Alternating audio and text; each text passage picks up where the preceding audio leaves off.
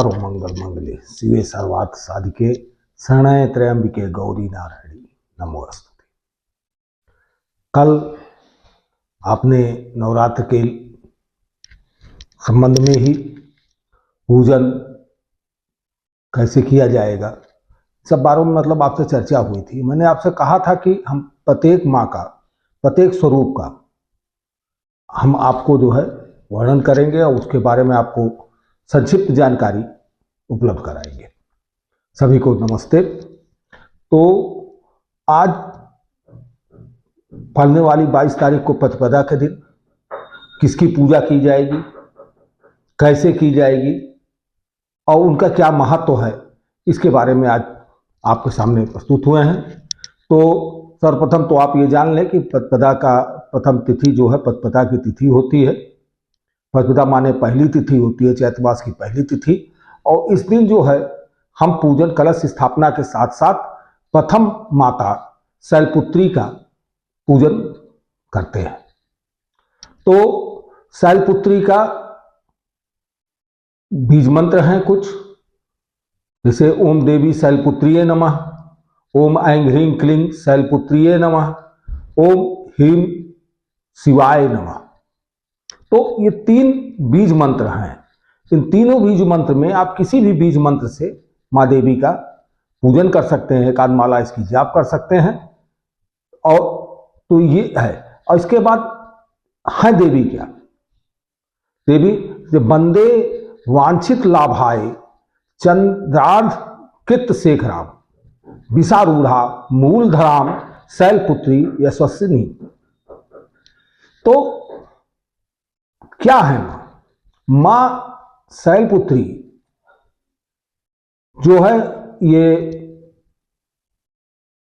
पुत्री शैल की पर्वत की पुत्री होने के कारण इनका एक नाम शैलपुत्री पड़ा। दूसरा एक नाम इनका जो है, चूंकि ये बैल पे आरूढ़ रहती है इसलिए इन्हें विषरूढ़ा भी कहते हैं, जैसा मंत्र में भी ऊपर आया है, विषरूढ़ा शूलधराम। और शूल को धारण करने वाली शैलपुत्री यशस्विनी यशस्वी ये है।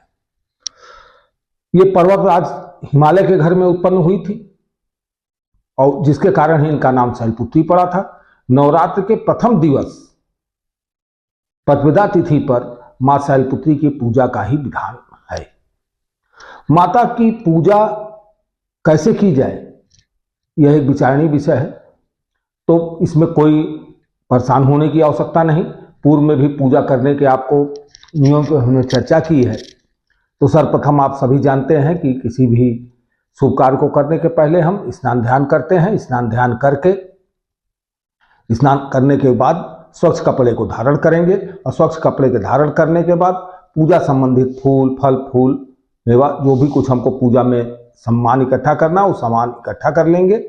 और सामान इकट्ठा करने के बाद प्रथम दिन सारी पूजा कलश स्थापना आदि के बाद माता की फोटो विग्रह मूर्ति जो भी माता का स्वरूप का कोई भी हम एक प्रकार रखते हैं कि जैसे मूर्ति रख लिए, उसका पूजा कर लिए, फोटो रख लिए कोई, तो किसी भी रूप में माँ का ध्यान करते हुए हम माँ को गंगा जल से स्नान कराते हैं।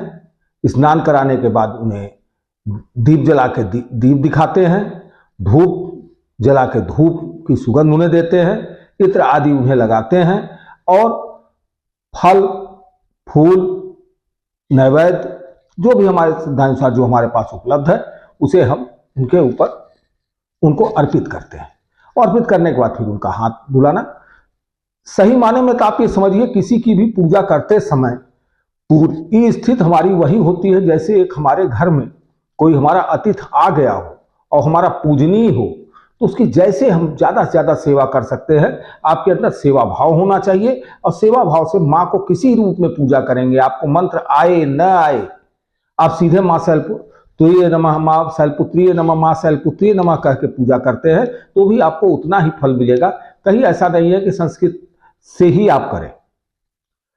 और जो कर सकते हैं वो इनका जो बीज मंत्र छोटा बीज मंत्र है, ओम देवी शैलपुत्राय नमः, शैलपुत्रिये नमः।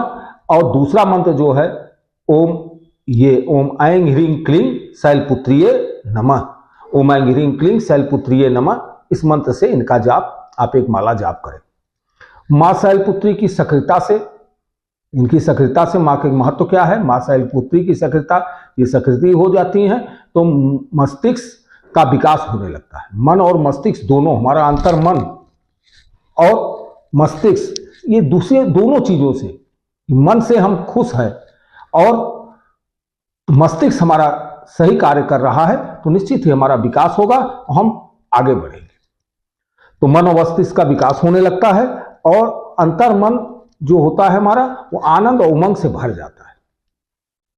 तो आनंद उमंग से भर जाता है। इसके जागरण हो जाने से मनुष्य विषय कामनाओं में कि जो इसके जागरण न होने के कारण, जागरण होने की बात तो बाद में करेंगे, पहले जागरण न होने के कारण, अगर ये मन मस्तिष्क जागृत नहीं रहते हैं तो मनुष्य की स्थिति क्या होती है? मनुष्य की स्थिति होती है विषय वासनाओं में लिप्त होकर वह सुस्त, स्वार्थी और आत्म केंद्रित हो जाता है।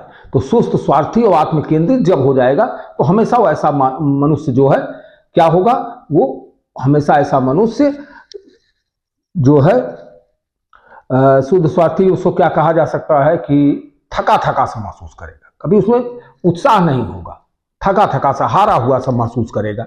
लेकिन यही मां शैलपुत्री के ध्यान करने से हमारा मन मस्तिष्क जो है सशक्त हो जाता है और इस सशक्त होने के कारण हम बहुत ही आनंदित और अपने को उमंग में और जोशपूर्ण महसूस करते हैं, जिसके कारण हमारे जो है शरीर का विकास होता है और मन चित्त प्रसन्न रहता है।